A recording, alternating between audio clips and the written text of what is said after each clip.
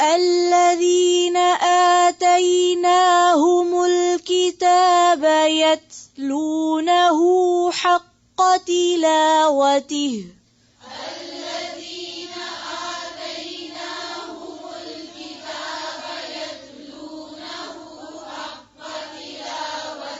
حق تلاوته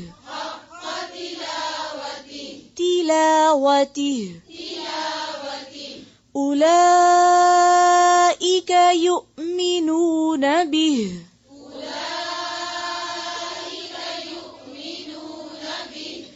ومن يكفر به فأولئك هم الخاسرون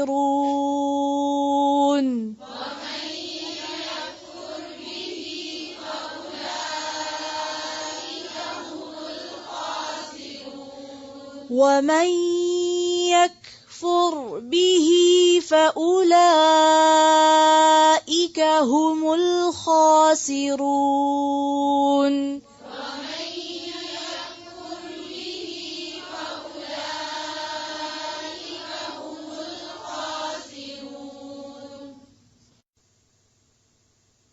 الذین وہ لوگ آتیناہم دی ہم نے ان کو الکتاب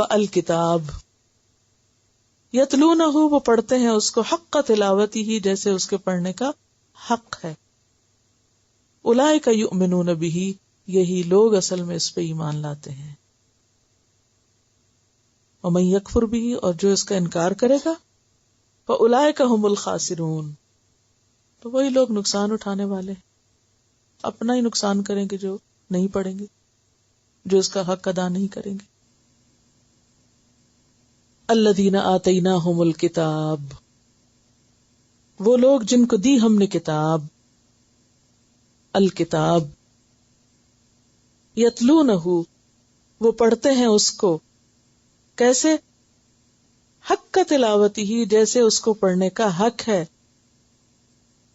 اولئک یؤمنون بہ یہی لوگ اس پر ایمان لاتے ہیں. تو سوال ہے کہ کتاب پر کون ایمان لاتے ہیں؟ ہمیں کہا گیا نا کہ یؤمنون متقی لوگ جن کی صفت کیا بتائی گئی تھی والذین یؤمنون بما انزل الیک وما انزل من قبلک.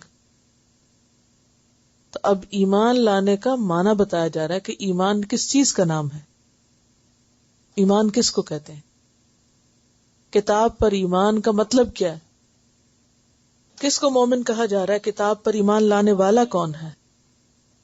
الذین آتیناہم الکتاب یتلونہ حق تلاوتی، اس کا جواب ہے یتلونہ حق تلاوتی، صرف یتلونہ نہیں ہے. تو اس کا کیا مطلب ہے کہ جو پڑھنے کا حق نہیں دیتا وہ پوری طرح پھر ایمان بھی نہیں رکھتا، اس کا ایمان سٹینڈرڈ کا ایمان نہیں، قابل قبول نہیں. وَمَن يَكْفُرْ بِهِ اور جو اس کتاب کا انکار کرے گا فَأُولَئِكَ هُمُ الْخَاسِرُونَ تو یہی لوگ دراصل خسارہ پانے والے ہیں. اب یہاں پر سارے گروہوں کو، اگلوں پچھلوں کو، یہود و نصارہ کو اور پھر مسلمانوں کے اندر کے گروہوں کو، سب کو کیا کہا جا رہا ہے؟ تم سب کتاب والے ہو. کون کون کتاب والا ہے؟ جس کے پاس تورات ہے، جس کے پاس انجیل ہے، جس کے پاس قرآن ہے، سب کتاب والے نا. سب کے لیے ایک ہی معیار ہے اور وہ کیا ہے؟ الکتاب. اور وہ الکتاب کیا ہے؟ القرآن. ہاں تو ہم نے ان کو کتاب دی ہے، اب ان کے اوپر ذمہ داری کیا ہے کہ اس کو پڑھیں. کیسے پڑھیں؟ جیسے پڑھنے کا حق ہے، اس کتاب کا حق دیں. نمبر 1 جیسے نازل ہوئی ہے ویسے ہی اس کو لینی، پوری کی پوری اس کو لیں. کیونکہ پیچھے گزر چکا نا فَتُؤْمِنُونَ بِبَعْضِ الْكِتَابِ وَتَكْفُرُونَ بِبَعْضٍ. تم کتاب کا بعض حصہ تو لے لیتے اور بعض چھوڑ دیتے ہو. سلیکٹو ہو کے نہیں بلکہ مکمل. نمبر 2 جس لہجے میں نازل ہوئی اس کو بھی فالو کرنے کی کوشش کریں، یعنی صحیح عربی میں پڑھنے کی کوشش کریں. ٹھیک ہے ہم لوگوں کی زبان عربی نہیں، اس طرح کا لہجہ نہیں بن سکتا جو ایک بورن عرب کا بنتا ہے، لیکن پھر بھی کوشش کرنی چاہیے حد الوسع جتنی ہو سکے. باقی تو اللہ کو پتا نہیں کس نے کوشش کی تھی اور نہیں کر سکا، لیکن اس معاملے میں غفلت برتنا اور اپنے ہی سٹائل پر پڑھتے چلے جانا. اب انگریزی اگر آپ پنجابی سٹائل میں بولے تو آپ کو بہت شرم آتی ہے، تو آپ کیا کرتے؟ ایکسنٹ، چاہے غلط بولے مگر ایکسنٹ ضروری. ہاں تو یہاں پر کیا ہے کہ کتاب کے لیے بھی ایکسنٹ ضروری ہے. یتلونہ حق تلاوتی، میکسیمم ایفرٹ لگائیں. پھر اس کے بعد یہ کہ کیا کرنا ہوگا، مخارج، تجوید، ترتیل، یہ بھی اپنی جگہ. اور پھر تلا یتلو تلاوتن کے علاوہ دوسرا مصدر کیا بتایا تھا آپ کو؟ تلون. تلون کا کیا معنی ہوتا ہے؟ پیچھے پیچھے جانا، غور و فکر. غور و فکر کب ہو سکتا ہے؟ جب آپ کو کیا آتا ہو؟ معنی آتا ہو. اور خالی معنی نہ آتا ہو بلکہ لفظوں کی اوریجن بھی پتا ہو کہ اس لفظ کا اصل مطلب کیا ہے. اور پھر صرف لفظوں کے اندر نہیں الجھ کے رہ جانا. کیا مطلب ہے کہ اس آیت کا کانٹیکسٹ کیا ہے، کب نازل ہوئی تھی، کن حالات میں نازل ہوئی تھی، اس کا مقام کیا ہے، شان نزول جس کو کہتے ہیں. اور پھر صرف ایک آیت کو لے کر نہیں چل پڑنا، بلکہ کیا کرنا، اس سے ملتی جلتی جو دوسری آیتیں ہیں ان کو بھی دیکھنا ہے. پھر صرف آیتوں کو آیتوں سے ہی نہیں دیکھنا، بلکہ جس پر قرآن نازل ہوا تھا، کون؟ نبی صلی اللہ علیہ وسلم، کان خلقہ القرآن، انہوں نے اس پر کیسے عمل کیا، انہوں نے اس کی کیا وضاحت کی، اس کو بھی لینا ہے. جب اس طریقے پر آپ لیں گے تو اس کا حق ادا ہوگا. اور پھر سب سے بڑی بات یہ کہ یہ صرف پڑھنے کے لیے تو نہیں آئی نا، یہ تو ہدایت کی کتاب ہے. اصل ہدایت یہی ہے. تو ہدایت کب ملے گی؟ جب اس پر عمل بھی ہوگا. صحابہ کرام کیسے پڑھتے تھے قرآن؟ جب تک عمل نہیں کر لیتے تھے اگلی آیت پہ نہیں جاتے تھے.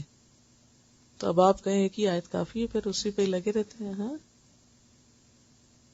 صحابہ کرام کہتے ہیں کہ ہم علم اور عمل ساتھ ساتھ لیتے تھے. اصل میں انہوں نے قرآن کو بہت نیچرلی لیا، انہوں نے اسے اپنے لیے ساری زندگی کا ایک موٹو بنایا. یہ ہماری ہدایت کا سورس ہے. زبان تو ان کی اپنی تھی، سمجھتے تھے اس کو.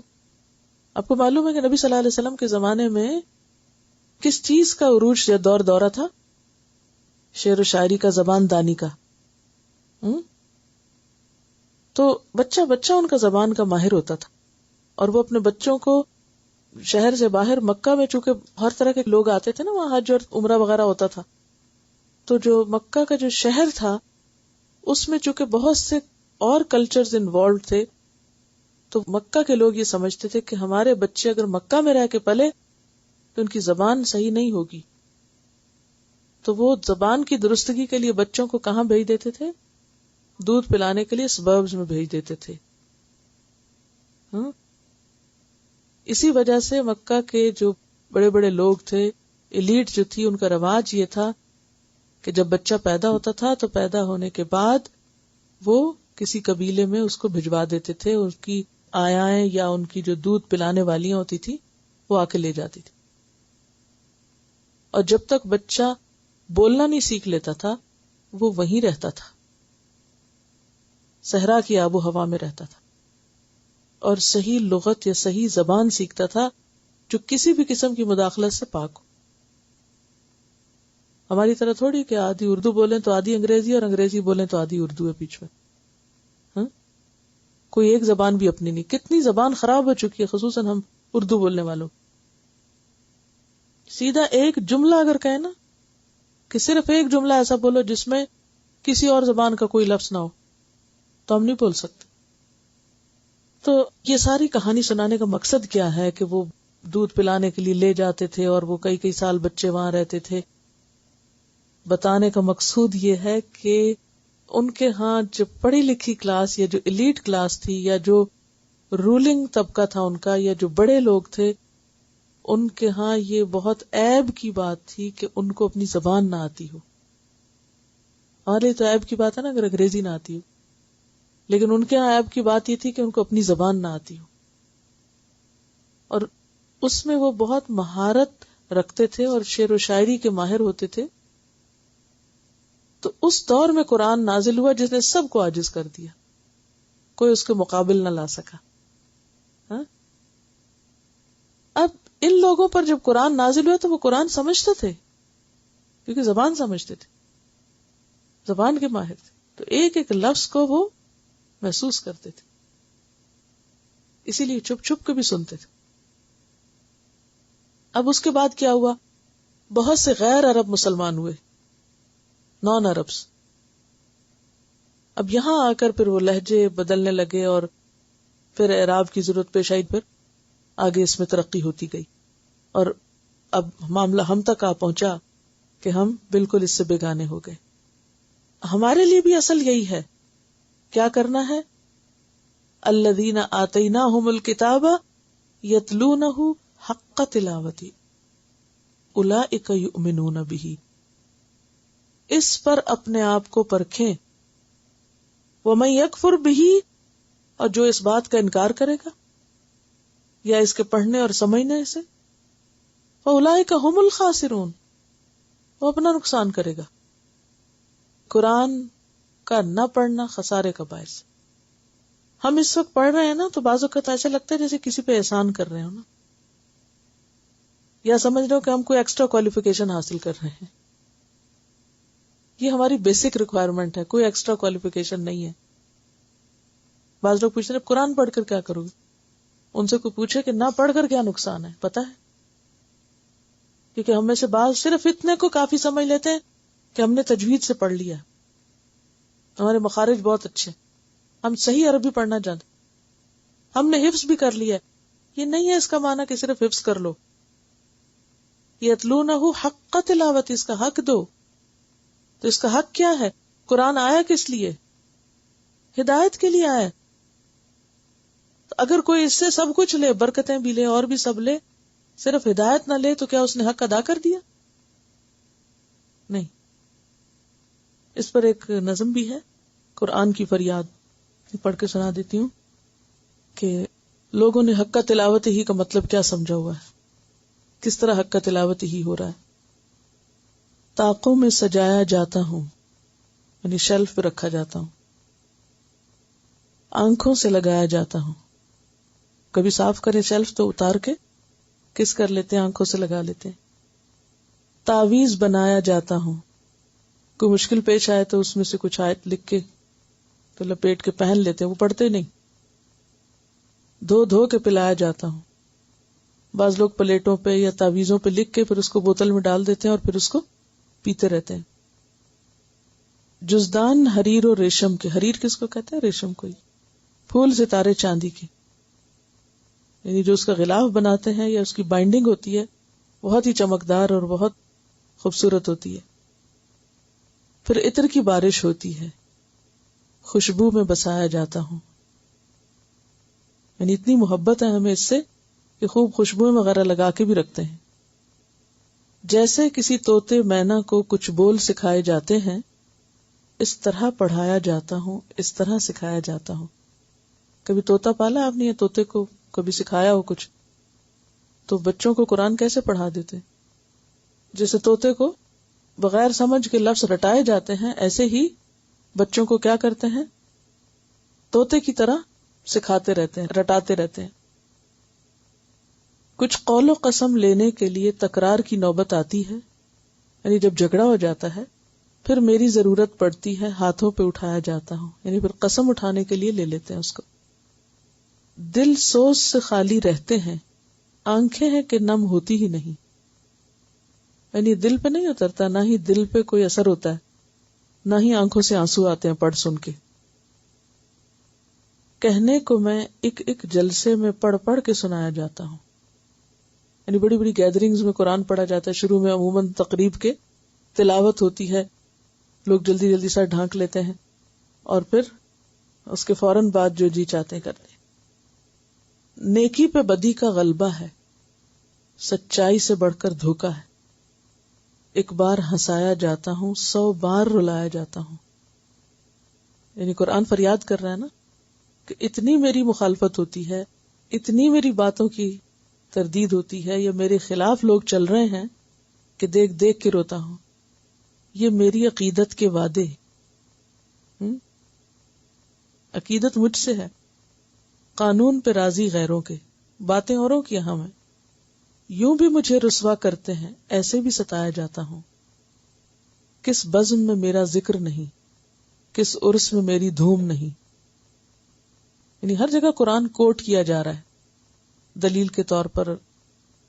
پھر بھی میں اکیلا رہتا ہوں، پھر بھی میں اکیلا رہتا ہوں، مجھ سا بھی کوئی مظلوم نہیں.